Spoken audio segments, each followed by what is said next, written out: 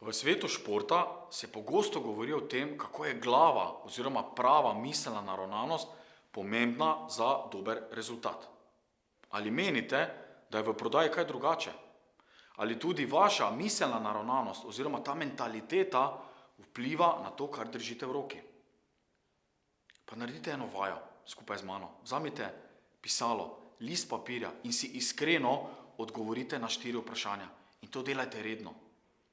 Prvo vprašanje je vprašanje odnosa do lastnega podjetja in brenda, ki ga zastopate. Torej, kakšen je vaš odnos do tega?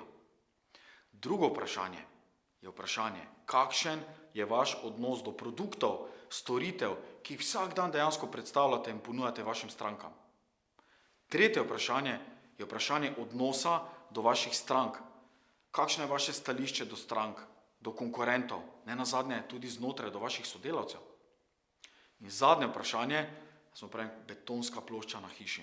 Izjemno pomembno. Tukaj se vse začne.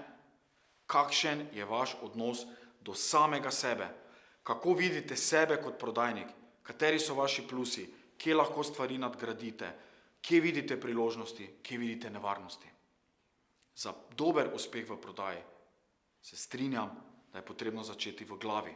Šele potem imamo rezultat v rokah.